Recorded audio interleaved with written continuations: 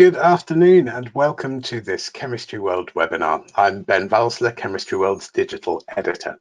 Now, we have a fantastic topic ahead today, and we're using GoToWebinar as a platform in order to not just present you with some interesting ideas and some new ways that you can think about your own work, but also allow you to interact with our speaker. We also have some special guests in the background with us who will help to answer your questions as well.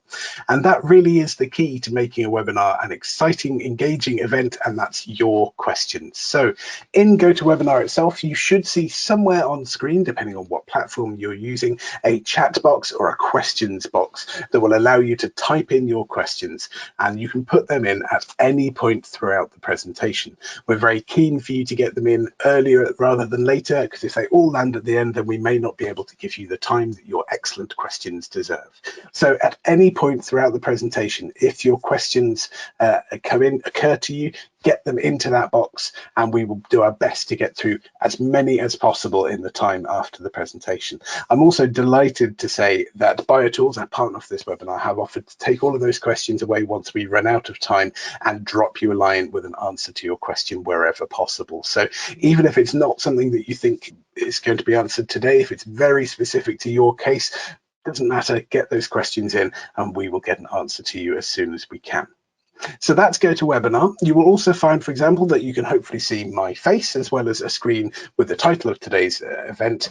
And now if you are on a slow connection, you can actually switch the webcams off. I promise I won't be offended. That just makes sure that you can still hear what's being said and you can see the presentation, and you don't have to go through that stuttering low bandwidth effect. That will be just above my head right now. There'll be options there for you to control what you're seeing on screen. Please do stick on the webcams if you can, because it's always nice to know that there's somebody out there looking when we're doing these presentations and we're not just talking to a small plastic camera. Now, today's presentation, as you can see on screen, is about empowering your drug design and synthesis with vibrational circular dichroism, or VCD. That's a new technique, or relatively new technique, that has various advantages and benefits compared to other analytical techniques. And we're going to show you how you can use it, the sorts of benefits, and how you can fit that into your own workflow to make things more efficient. Now, I've already mentioned BioTools. They are our partner for this event. They helped to put us in touch with Richard Lewis, who I'll introduce in just a second. BioTools is a life sciences company that revolutionized characterization technology for the most important therapeutics of our time. Those are chiral, small molecules, and biologics. Their breakthrough analytical techniques were developed to provide molecular structure information that helps to govern safety and efficacy, and they can be analyzed in a fraction of a time compared to traditional methodology. Now, Richard's going to tell you a bit more about that, but let me just give you a little overview of what we're going to cover in the course of the next hour. We'll look at how to make use of VCD to solve real problems in pharma and medicinal chemistry, and how VCD will dovetail nicely with your existing techniques. We'll look at the benefits of using VCD in drug synthesis to identify the chiral center early on, which saves time and waste and enables a more efficient and a greener outcome.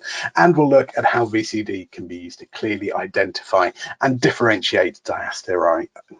I knew I would struggle over this word, and so I practiced it in advance. Diastereoisomers is what I'm attempting to say, but struggling. Hopefully Richard will do a better job than me, as he's more familiar. So on that note, I should introduce our speaker for today. So Richard Lewis, who hopefully you will see on screen now, is an associate principal scientist at AstraZeneca, with a degree in natural sciences with emphasis on chemistry from Cambridge University in the UK. Cambridge is where the Royal Society of Chemistry is based, is where I'm sat right now. He also has a PhD in physical organic chemistry that focused on how conformations shown in crystal structures will correlate with biological activity. He's worked for AZ for a while now, and he is co-lead of the AZ NMR Centre of Excellence in Gothenburg in Sweden. And has worked with VCD itself for over 10 years. Outside VCD, his interests include developing methods to determine structures automatically using NMR and other analytical techniques, and conformation of bioactive molecules. Finally, from me, if you miss any part of this or you'd like to come back and watch it again, we don't share slides from our presentations. What we do is we share a copy of the recording, so you get the full value of the context of what Richard is saying alongside the slides that he's showing. That is quite enough from me, I think. Richard, thank you so much for joining us. Thank you for overcoming those technical hitches at the very last second. These things are sent to try us, but I'm really looking forward to seeing your presentation. I will come back later on with some of our audience's questions. Okay, thank you very much, Ben. Thank you to Rena for setting up this seminar. But anyway, I'd like to tell you about vibrational circular dichroism, and I'd like to pose a question. So you're probably used to checking your chemistry with techniques like NMR and mass spectroscopy, but are you sure that your chemistry is absolutely right? So what do you know about the stereochemistry of your molecules? So I'd just like to start with this slide. So this is a poster from a seminar or a conference I attended a few years ago. VCD, one of the organizers was Rena from BioTools, who we may hear from later. But I really like this picture of these two chiral staircases, these two spiral staircases, which are mirror images of each other. And it's a reminder that chirality is all around us, and it's a part of our everyday life. So what will we cover in this seminar? So I'll give you a little bit of my background, how I came to have an interest in VCD, tell you why we determine chirality in chemistry and the pharmaceutical industry, why VCD is a very good technique to use. I'll say a little bit about the technique itself, measurements, calculation, and workflow tools. And then throughout the talk, I'm going to drop in some examples. They're going to be spread out throughout as an illustration of the points I'm making. So one example is a reassignment of the absolute configuration of a natural product. Another is whether we should trust the literature on absolute configuration. A third example is a puzzle that we had where the structure-activity relationships really didn't make sense. And then the final two examples are cases of distinguishing diastereoisomers. So there we are, Ben, diastereoisomers. So, okay, so little bit about my background. So I must confess I'm not trained. I haven't any formal training in VCD, but I have been running VCD for over 10 years, 10 to 12 years or so. And so I'm very pleased to see that this flyer from the American Chemical Society a few years ago, where BioTools are really trying to encourage teaching at universities to teach for future students about VCD, because there really is a lack of knowledge, and it's a growing and an important technique. So my background, as Ben was saying, I did a degree mostly in synthetic organic chemistry, a PhD in physical organic chemistry. And then for most of my working life, I've been working as an NMR spectroscopist. So if you say I have a day job, then NMR spectroscopist is my day job, but VCD expert or enthusiast is definitely an important part of my job as well. And I think it's not, I've certainly come across other people who are working both with NMR and VCD, and I don't think it's an accident. I think the two are linked by conformation. So in both, you're thinking a lot about conformation of molecules, and also by the calculation aspect as well. Okay, so what is VCD? So vibrational circular dichroism. Vibrational means that it's in the infrared region of the spectrum. Circular refers to circular polarization. The infrared is left or right polarized, and dichroism means the polarized light is absorbed by different amounts. So that's what we're looking at with VCD. VCD detects tiny differences in the infrared absorptions depending on whether the radiation is left or right hand polarized. And then we compare the experimental data to the calculation, and then see if we can assign the stereochemistry of the test compound. So this is what our instrument looks like. We've had it a long time, so it's quite an old model, but we've had the electronics and the detectors completely replaced. So it's working and upgraded, so it's working as well as one of the latest models. But if you were to buy a VCD spectrometer, it probably wouldn't look exactly like that. But I'll show you the different parts of the machine. So this is an infrared source. Let me put my laser pointer on. Good. So this is the infrared source here. These are photoelastic modulators. They are the special equipment that polarizes the incoming radiation and very rapidly switches backwards and forwards between left and right hand polarization, so that the subtraction is as accurate as possible. This is the detector here, cooled in liquid nitrogen to get the best signal to noise possible. And then, of course, we have a computer to control everything. So what does a typical sample look like? Typically, its sample is dissolved in deuterated chloroform or deuterated DMSO, just like NMR. There's another connection. Quite a high concentration, so 5 to 10 milligrams in 100, 120 microliters of solvent.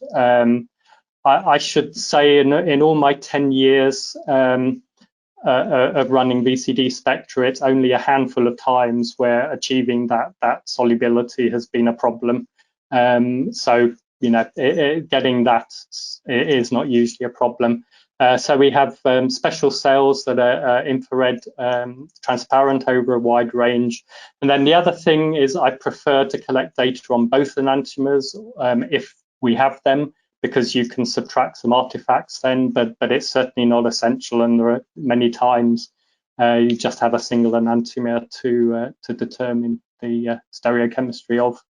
So this is what typical data would look like. I put a blank at the bottom, and then these are VCD spectra in green and red of the two enantiomers. So you can see that to a very good, I mean, more than approximation, it's to within experimental error, they are reflections of each other in the x-axis, and that's how they should look like. And it's only some artifacts from the blank that would kind of detract from that. Okay, so why does chirality matter? Why does absolute stereochemistry matter? So certainly in the pharmaceutical industry, so biology is chiral, we are all chiral, and therefore so are most drugs. So chiral centers are designed into drug molecules to increase the selectivity, and the biological activity usually resides in just one of the enantiomers. And knowing which one it is helps the design of future molecules, better molecules, improved molecules in the drug design process. So in early drug discovery, most things are made non-chirally, so racemically. And then for the interesting compounds, the chemist will want to separate out the enantiomers using chirochromatography. And then very often discover that one is, all the activity resides in just one of the enantiomers. So VCD is a very good method to identify those. Alternatives are crystallography, and I will mention a little bit about crystallography and advantages and disadvantages of that. So the crystallography could be protein bound, so you could have your small molecule bound to the active site, or it might be a small molecule. So the other important area is in synthetic chemistry. So that's identifying chiral fragments early in the synthesis, where you know which stereochemistry you want to end up with, so that you can make the synthesis more efficient. And that's a really growing area of my use, at least for VCD. Okay, so let's talk about a little bit about X-ray and VCD. So traditionally, you know, X-ray crystallography would have been the only way, or one of the few ways to determine the absolute stereochemistry. Certainly the most widely used. One thing, of course, with crystallography is you need something that's crystalline, and it might be easy to grow a crystal, or it might be incredibly difficult. So another thing about crystallography is that the data needs to be of the right quality to determine the absolute stereochemistry. So if you're going to use the data for that, you really need to talk to the crystallographer to make sure that the data is of good enough quality.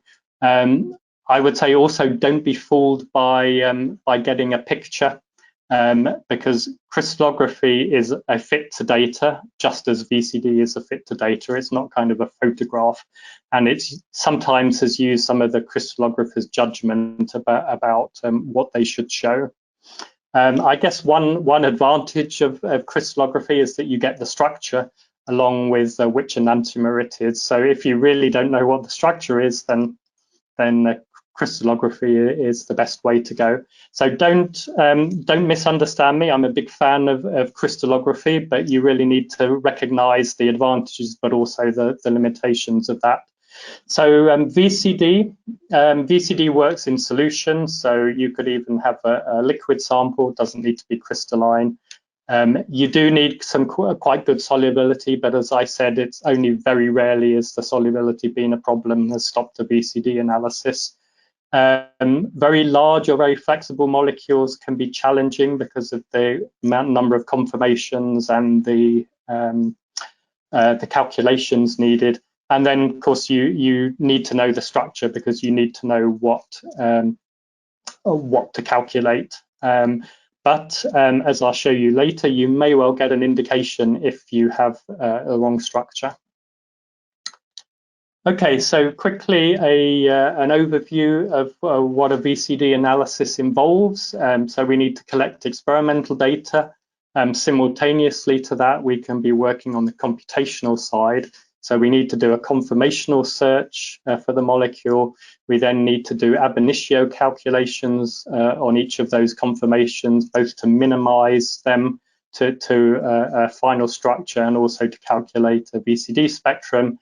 Then we need to generate a Boltzmann average weighted VCD spectrum, and then we need to compare the experimental spectrum we have obtained with the calculated spectrum, and by that way determine the absolute stereochemistry. So I'd like to illustrate that with my first example. So this is a reassignment of the absolute configuration of a natural product. So this is the product here called Pilomartine A. It was extracted in 2018, and the structure was determined and the absolute stereochemistry reported, and you can read in this reference here. So I'd just like to read out one paragraph taken from that paper. And it says, despite extensive effort, attempts to produce suitable crystals of Pilomartine A for X-ray diffraction analysis were unsuccessful. Alternatively, the absolute configurations were resolved by comparison of their experimental and calculated electronic circular dichroism ECD spectra. And this is the data that they showed in support of that in the paper. So ECD, that's like VCD, but it's in the electronic region. So we're looking at the UV visible range instead of the infrared range. Okay, so this interesting natural product came to the attention of Professor John Bower from Liverpool University, and he thought it would be a good candidate to illustrate his new synthetic techniques, his Azaheck coupled triggered aryl CH bond functionalization reactions. And this is, you can read about his work here in this reference from Jacks. And you can see this cascade here. I'm not a synthetic chemist anymore, so I'm not going to talk about that, but he's basically putting together the two rings in a single step. So it's quite neat work. So that all went very well until he got to the final product here. And then when they measured the ECD spectrum, measured the optical rotation, they found it was the opposite to that what was reported in the literature. And as we mentioned before, this stuff really doesn't crystallize. So how do you find out what's gone wrong? So they started with X-ray crystallography, but the only thing that would crystallize is way back here near the start of the synthesis, and they made a derivative of that, and they could prove that this has the correct stereochemistry. But obviously there's a lot of steps in the synthesis before you get to the final product. So really they wanted a little bit more proof that nothing weird had happened. So that's when they came to AstraZeneca, and that's when I got asked to help.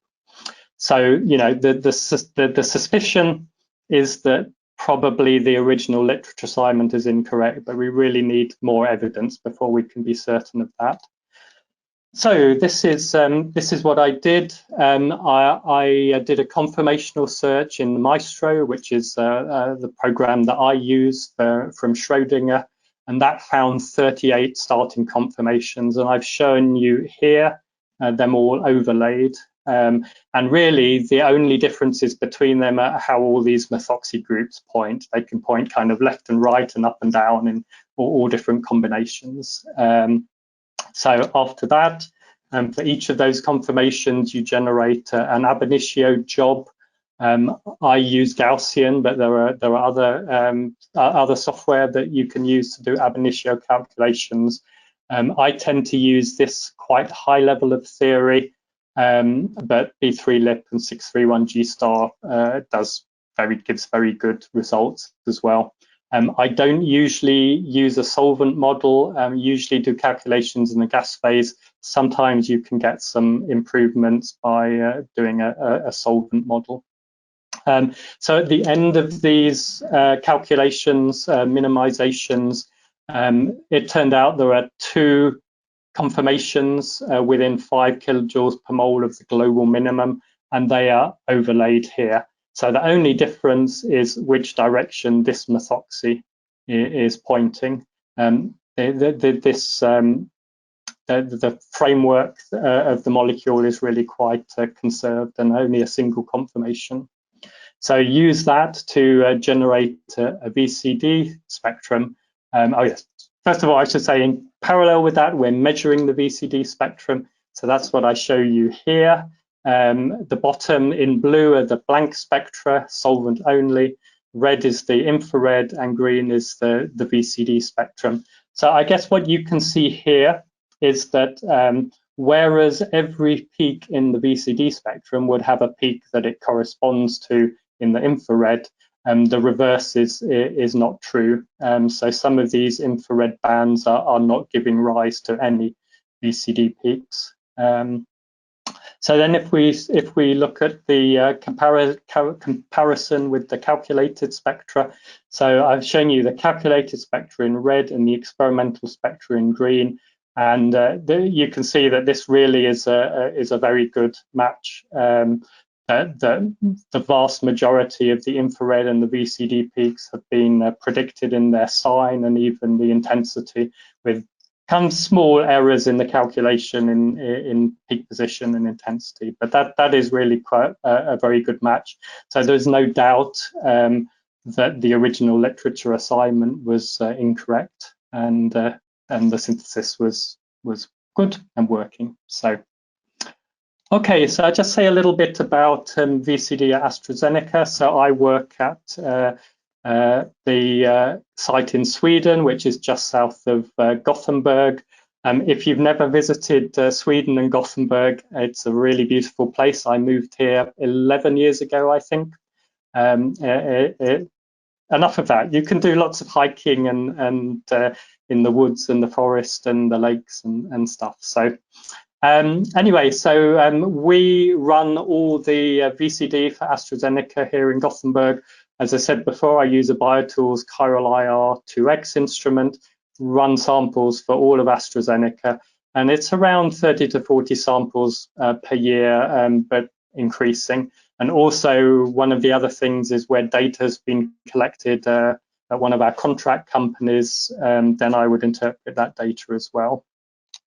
So where are the uses? This is kind of partly a recap of what I've already said. So in medicinal chemistry, which enantiomer is the active one? Sometimes it could be diastereoisomers as well. The second region is in optimizing synthesis.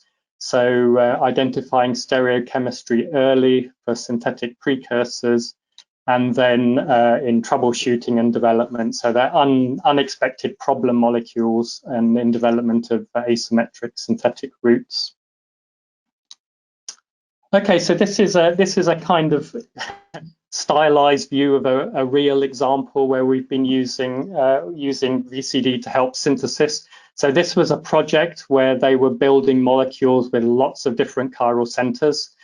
So this is represented by these kind of colored, different colored ellipses and circles here.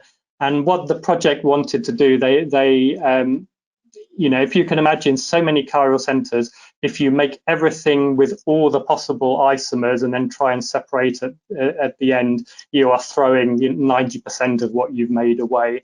So the strategy they came on was to optimize each part separately, and they knew what stereochemistry they wanted. So I had ran a lot of samples helping the project to identify the stereochemistry of all these little fragments and variations of the fragments before they put them all together to make their final molecule. So another area, as I said, is in scale-up chemistry. So you know the enantiomer of the final product, and whereas originally you'd made it in maybe milligram quantities, now you want to make it in maybe 100-gram quantities. So you really want to make the synthesis as efficient as possible. You don't want to leave the chiral separation to the last step, throw half of what you've made away. So that involves identifying early intermediates in the synthesis that you can separate and identify the required stereochemistry. Okay, so I'll tell you about another problem that we had. So this is actually the work of, I wasn't involved in this project. So Marie, Matthew and Anders did this work, and this was published in Tetrahedron Asymmetry, and you can read about it in that reference there. So the key in this project, this chiral fragment was a key part of all the molecules of interest. And early in the project, they'd been buying small quantities from commercial suppliers like Aldrich. And then later in the project, they were really using quite a large amount of it. And they decided to get a custom synthesis made from an external supplier. And that was delivered, but the stereochemistry was wrong, or at least that raised the question, which was the right stereochemistry? So that's the question. What was the right stereochemistry? Was it the original material, or was it this new batch? And what does the literature say about this? So this is really about, can we trust the literature on absolute configuration? So there's literature on the hydrochloride salt. So and I've put the reference here at the bottom. So the literature says that this material, the S, should have a very small negative optical rotation, but the Aldrich material had a very small positive optical rotation. So my colleagues used a variety of techniques to look into this. So I started with the VCD. And the key peaks I pointed out here, where they calculated the S amine, and then I've shown a comparison here of the experimental data in purple with the calculated S and R spectra. I should say there's no need to calculate both enantiomers. They are purely inversions of each other. So you just calculate one enantiomer and then you invert the spectrum to get the equivalent one. But you can see that there's a good match here, although not perfect, far from perfect, but good enough to give confidence that it's the S enantiomer that was supplied by Aldrich, as they said. So that implies that the literature is wrong. And then just to be absolutely certain, my colleagues went ahead and used an NMR technique, mandolate ester, mandolate amide, sorry, and also got a crystal structure of that, and they all said say the same thing. So the literature was wrong on this. So it's kind of interesting maybe to speculate why that is. And I think the conclusion my colleagues came to that they discussed in the paper is that it's not a good idea to trust the literature where there are very small values of optical rotation. And the reason for that is that they could be easily influenced by a very low level of an impurity that is strongly optically rotating at that wavelength. So reason to be cautious anyway. Okay, so another example then, this is the example I called a puzzle in the SAR, structure activity relationship. So in this project, the chemists were exploring analogues around a central core, and the central core had 3 chiral centers, which I've illustrated by this purple blob. And then what they're doing is kind of changing these colored blobs around the core in various combinations so that they can see which work better, which work worse, and give the desired properties to make a potential drug. So they had 120 around analogues like this were outsourced to explore the drug space.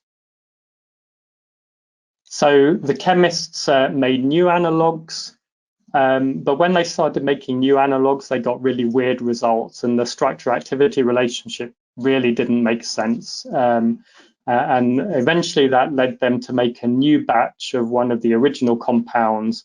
And when they made the new batch, they found it was 100 times more active than the material they had before. So this is where I first put my hat on as an NMR spectroscopist. I thought I had to show you at least one NMR spectrum in this talk, so apologies if you have no interest in NMR at all. But so the chemists really thought that they could well be diastereoisomers. In other words, one of these stereocenters was wrong. And we should easily see that in an NMR spectrum. So I ran batch 1 and batch 2, and the peaks do look a little bit different, but also notice there's a large amount of water in one of the peaks, one of the batches, sorry. So what we really need to do is mix them, and when we mix them, we see that we only get one set of peaks, which is good enough to show that the 2 batches are identical. So they're not diastereoisomers. So then I put my other hat on and decided to look at the VCD. Again, apologies for the quality of the data. This is really pushing the limits. I had only milligrams of material to work with, and did the calculation, but it's good enough to see. If you look at the positions where I put the arrows, where there are the matches, that the batch 2 seems to be the desired enantiomer, and batch 1 seems to have been the wrong enantiomer. So that was the conclusion that we reached. All of the original compounds supplied were the incorrect enantiomer. So then we kind of asked ourselves, did all that information have to be thrown away, or was it still useful? So we measured that's where I say thank goodness for the enantiomeric impurities, because it turns out that there was a little bit less than 1% of the correct enantiomer present in all this material. So that's why the activity was 1%, 100-fold less of the correct enantiomer, because we had only 1% of it present. So all the information they got was kind of correct in terms of trends. It's just that everything was decreased by 100-fold, by 2 log units, 100-fold less active than it should have been. I guess we can have lots of speculation about, how it happened. Was it another problem with the literature? Was it the suppliers? Was it the chemists pick up the wrong thing? I think just that we have to be careful when we buy anything, or if something's important, whether it's not only the right structure, which NMR and mass spec can help you with, but also is it the right stereochemistry? Okay, so I'm just very briefly going to say about some of the tools that can be used. I walked you through what we need to do. You certainly can do that hand by hand, one confirmation at a time. But in reality, we want to optimize that. Life is too short to do all that.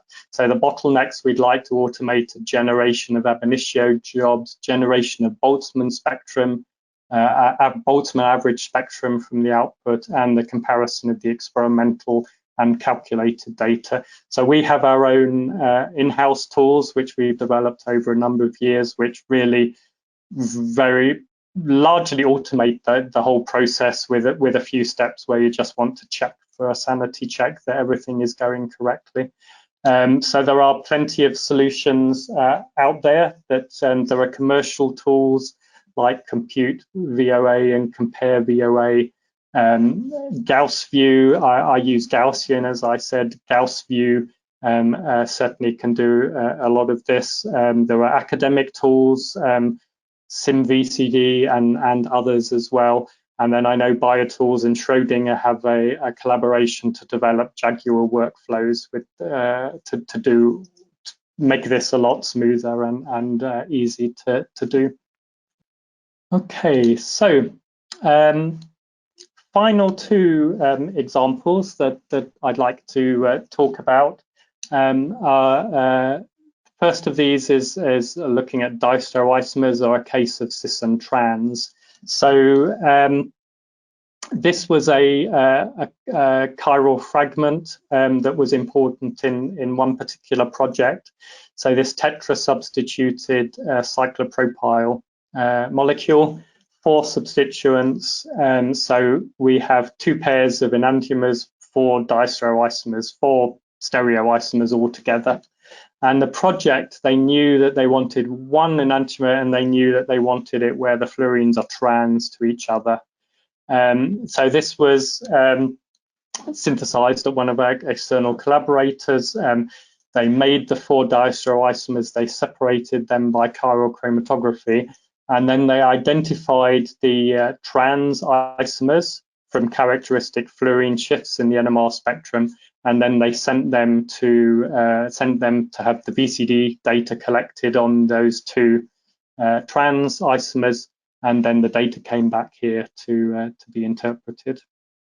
So this is the data that was sent back, and this is the calculation of the required enantiomer, and this is the experimental data. So something worried me about this, because although you could look at this area that I've shown as green and you could say, yeah, I'm happy with that, in this area there is no relation between what the spectrum really looks like and what the calculation says it could look like, and certainly that's a big cause for concern.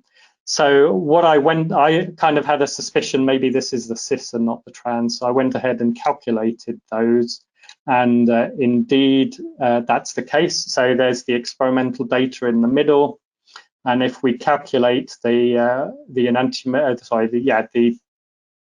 the configuration where the fluorines are cis, we can see that there's a very much better match to the data, and especially it matches in this region that it didn't match before.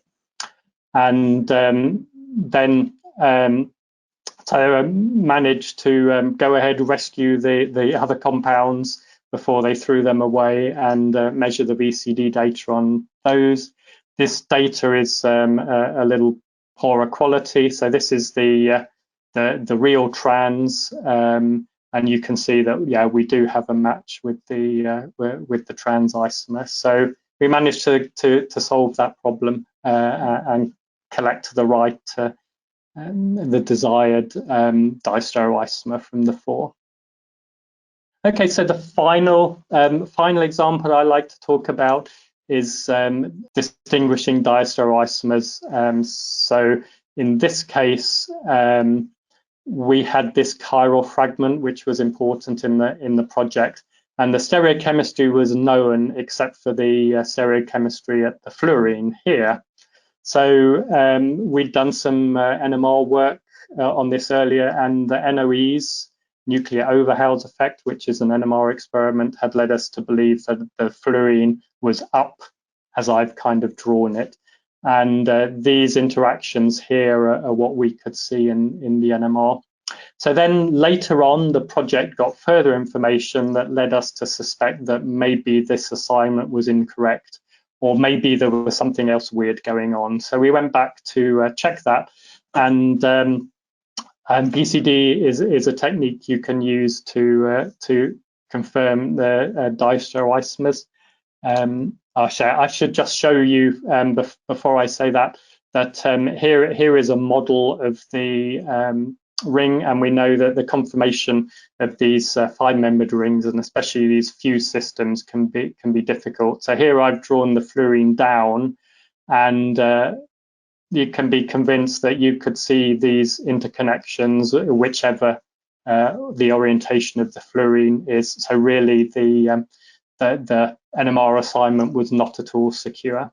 So as I said, we can use BCD to distinguish between diastereoisomers. I would say the one thing to be careful of is that there are a lot of stereocenters in this molecule, and we don't know how sensitive the VCD spectrum is going to be to each of these centers. But it's something you could check by calculation before you ever go and do some measurements. So I'll show you the spectra that we collected. So in this case, this is the experimental spectrum, and here are the calculated spectra for the 2 diastereoisomers. So just remember, in this case, they're diastereoisomers, so they are not going to be mirror images of each other. So what we need to do is look along the spectrum and see if there are differences where there's a clear difference between the 2 diastereoisomers. And you can see here, in this region of the spectrum, there's a very clear difference between the 2 diastereoisomers. So we can presume or surmise that these vibrations here are very much influenced by what is going on at the fluorine stereochemistry. And you can also see that we get a very clear match in the experimental spectrum to the saying that the fluorine is down. So we could, using this evidence, confirm the project suspicion and say, yes, nothing weird is going on. We got the original assignment incorrect. Okay, so that is it. I'd just like to summarize by telling you that I think VCD is a very important analytical technique which is able to establish absolute stereochemistry.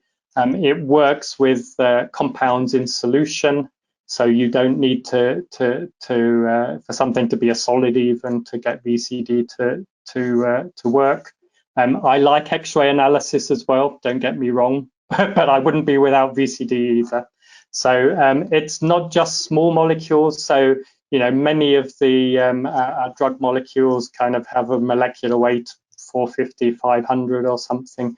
You know, they're very much amenable to VCD analysis. It's relatively fast with modern computational power, and there are workflow tools available to increase the efficiency of the process. So I'd just like to give my acknowledgement and thanks to all my AZ colleagues who've been involved and provided support, and also provided interesting problems for me to solve. So, okay, thank you very much. Thank you, Richard. Thank you for a really engaging, very in-depth presentation. We don't always have the luxury in our webinars of being able to go into that level of detail. So it's really nice to see what you were able to show us there. We're going to leave your screen shared for now in case you want to go back to refer to any slides while we do some of the Q&A. So now is not the time to start catching up on emails that you've missed in the last hour. Some really nice questions coming through. Let's start. Just to put this in some context, really. at what stage in the development do you find it useful to go to VCD? I mean, is there a general rule of thumb in AZ that this is now when we go to that process? So I think the VCD is useful across all stages of research and development, and certainly I've had problems from very early stage and late stage development as well. I think to kind of put it into context, you know, as the project progresses, you want to be more assured of the stereochemistry.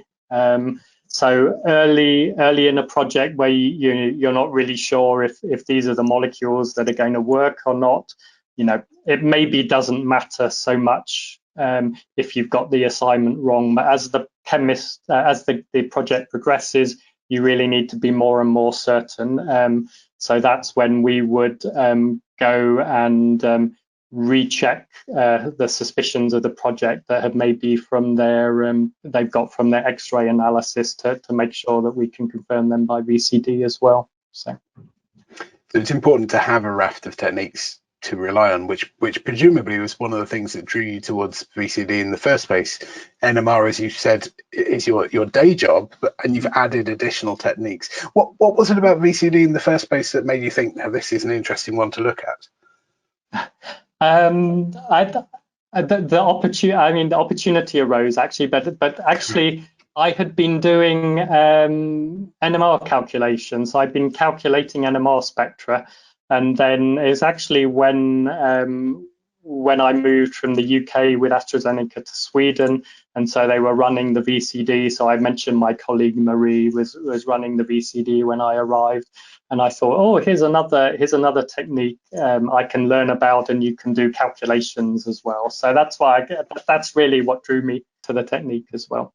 And you added a new tool to your arsenal as well. Another question here, how do you compare the reliability of assignment by VCD versus crystallography? Yeah, so I mean, they're both reliable, really. I think, as I said before, they're both fits to data. I think as long as you know, if thinking about X-ray, as long as you talk to a crystallographer and say, is my interpretation valid, then you'll be fine. I mean, I guess the problems where I've been involved in are when people didn't talk to the crystallographer and made their own judgment from the crystal structure, which turned out to be incorrect. So, for example, you know, it's very difficult or impossible by X-ray crystallography, say, to distinguish between a nitrogen and an oxygen, very similar molecular weight. So if your stereochemistry depends on swapping an oxygen and a nitrogen, you're never going to be able to work that out by X-ray crystallography. You need a technique like VCD. But, you know, as I said, I don't want to downplay X-ray crystallography. I think it's a very important technique, and I'm very happy that we have access to both of them. Yeah. This is one of the things we see cropping up quite a lot, that it's really nice that across the chemistry community you have a really diverse range of expertise, and you can rely on your colleagues, your lab partners, your friends, mentors, and with things like Twitter and so on. Chemistry Twitter is very active. You can go out there and find people who have similar interests or competing interests or complementary interests who you can go to with these sorts of problems, and really start to work together in a nice way. Let's dig through these questions. Okay, Laura says, do you only perform visual comparisons between experimental and computational data, or do you use software to confirm if the data set is statistically confirmed? Both, I would say. So we had, I haven't mentioned that, but he had a PhD student a few years ago and developing a workflow and a process for comparison. It's quite similar to some of the tools that you can either buy or see online. So I tend to do both. So first approach is to do the automated analysis and look at the numbers and the figures that came out, and then I will have a look at that just to make sure that I'm happy with that result. You know, to be honest, if the automated analysis comes out with a very good match, and I have a quick look and it looks fine, I just accept that. I don't tend to do any more. With the more difficult cases, you need to begin to look at each of the bands and probably dig into maybe the individual conformations that have made up the analysis, just to get a little bit more confidence that the assignment is valid and correct. But I mean, I would say 80% of the time the answer is really clear. 10% of the time you need to do a little bit more digging, and another 10% of the time you maybe say, I'm not really happy enough to make any assignment in this case. Yeah. I guess when you first started on it, it's quite hard to tell which 10% you're in if it's not a clear answer, and that's where experience and leaning on colleagues comes in. Yes.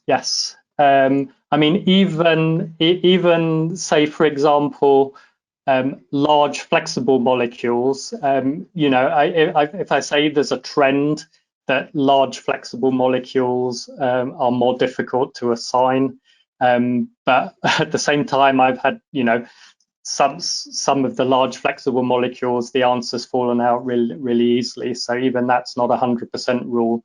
But yeah, it would be fair to say that if you have quite a large and quite a flexible molecule, it's probably going to be tricky. Super. That's okay. This one from Kimberly. So this refers back to an example you were showing earlier.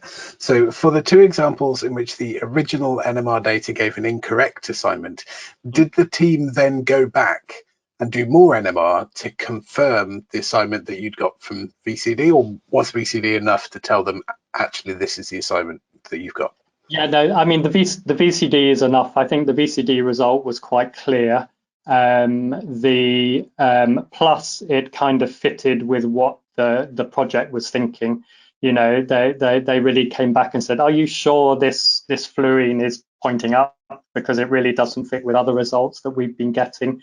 And then plus the kind of realization. I mean, the NMR results were a little strange. I mean, I remember, it was my colleague that looked at them originally, but he asked me for advice, and I said, oh yeah, I agree with that. It's not clear cut, but I think it's probably that.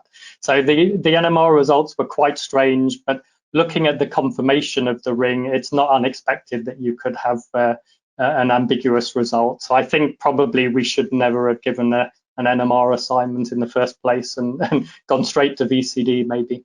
So. Well, you learn by experience. So thank you for that question, Kimberly. But your comment at the end there feeds really nicely into Anton's question. Anton said, can VCD be used in projects on its own, or must it be used alongside NMR or X-ray or another technique? No. I mean, there's no reason why you can't use you can't use VCD on its own. I guess we're coming from from different things maybe, because you would, if a chemist has made a molecule, you would use techniques like NMR and mass spectroscopy to confirm the structure, but it doesn't tell you anything about the absolute stereochemistry. It might tell you something about the relative stereochemistry by like NMR, but that's kind of quite a job. It can be a job to determine, as kind of you saw from that last example. But no, I mean, if you have two molecules, you know what the structure is, you just want to know which enantiomer is which, just run the VCD. You don't need to do anything else. Super. Thank you for your question, Anton. We have just a few minutes left. Let's see if we can squeeze two more in.